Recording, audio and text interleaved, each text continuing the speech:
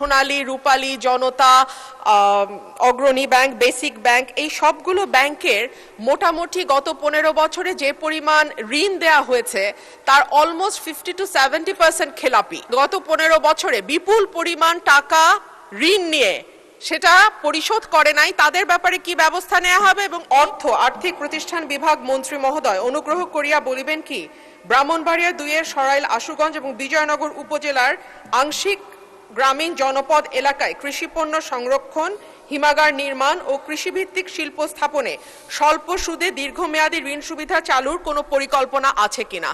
না বলবো কেন? হ্যাঁ, মাননীয় স্পিকার, আপনাকে ধন্যবাদ। দেশের গ্রামাঞ্চলে কর্মসংস্থান সৃষ্টি ও দারিদ্র্য বিমোচনের লক্ষ্যে কৃষিখাতের পণ্য প্রক্রিয়াজাতকরণ, শিল্প স্থাপন ও তৎসংক্রান্ত সহায়ক সেবা প্রদানকারী প্রতিষ্ঠানসমূহের জন্য বাংলাদেশ ব্যাংকের নিজস্ব অর্থায়নে 2000 কোটি টাকার কৃষি পণ্য প্রক্রিয়াজাতকরণ শিল্প স্থাপনে পুনঃ অর্থায়ন তহবিল চলমান রয়েছে। এই তহবিলের আওতায় উদ্যোক্তাগণ 7% সুদে 7 বছর পর্যন্ত মেয়াদে সর্বোচ্চ 100 কোটি টাকা ঋণ সুবিধা পেয়ে থাকেন। গ্রামীণ এলাকায় অবস্থিত উদ্যোগসমূহকে এ তহবিলের আওতায় পুনঃ অর্থায়ন প্রদানের ক্ষেত্রে অগ্রাধিকার প্রদান করা হচ্ছে। সম্প্রতি এ তহবিল এর পরিমাণ 1400 কোটি টাকা থেকে বৃদ্ধি করে 2000 কোটি টাকায় উন্নীত করা হয়েছে। মাননীয় স্পিকার, এছাড়া বাংলাদেশ ব্যাংক কর্তৃক 2008-6-2026 তারিখে দেশের খাদ্য নিরাপত্তা নিশ্চিতকরণে কৃষি উৎপাদন বৃদ্ধি এবং কর্মসংস্থান সৃষ্টির লক্ষ্যে কৃষি ও পল্লী খাতের জন্য 10,000 কোটি টাকার একটি পুনঃ অর্থায়ন স্কিম গঠন করা হয়েছে।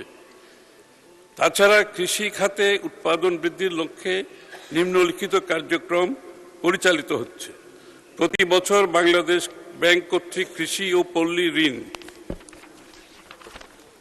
নীতিমালা ও কর্মসূচি ঘোষণা করা হয়ে থাকে।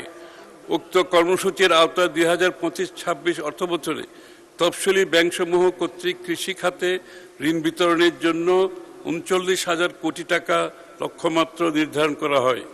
ব্যাংকসমূহ কর্তৃক আমদানি বিকল্প ফসলসমূহে ডাল, তেলবীজ, ভুট্টা, মশলা জাতীয় ফসল চাষে মাত্র 4% রেয়াতি হার সুদে ঋণ বিতরণ করা হচ্ছে। এক্ষেত্রে সরকার কর্তৃক ঋণ প্রদানকারী ব্যাংকসমূহকে বাংলাদেশ ব্যাংকের মাধ্যমে সুদ ভর্তুকি প্রদান করা হয়।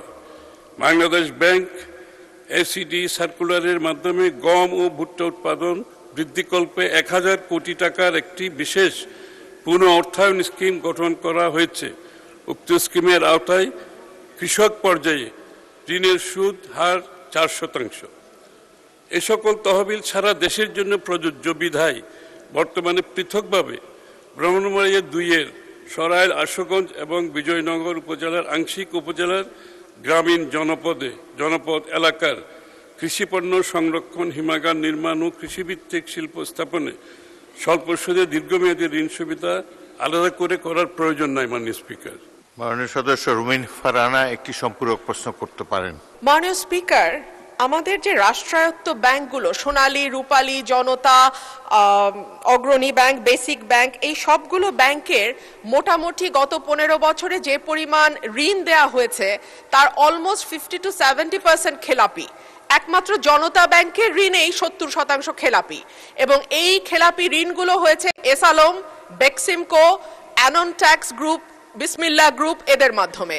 আমি মাননীয় মন্ত্রীর কাছে প্রশ্ন রাখছি, এই যে যারা গত 15 বছরে বিপুল পরিমাণ টাকা ঋণ নিয়ে সেটা পরিশোধ করে নাই, তাদের ব্যাপারে কি ব্যবস্থা নেওয়া হবে? এবং এই ব্যাংকগুলোর আর্থিক যে দুরবস্থা সেইটা কাটাতেই বা সরকার কি ব্যবস্থা নেবে? ধন্যবাদ মাননীয় স্পিকার। মাননীয় মন্ত্রী। মাননীয় স্পিকার, এটা একটু ভিন্ন প্রশ্ন, যদিও বা প্রথম এই প্রশ্নের সাথে এটার কোনো মিল নাই, তবু আমি উত্তর দিচ্ছি।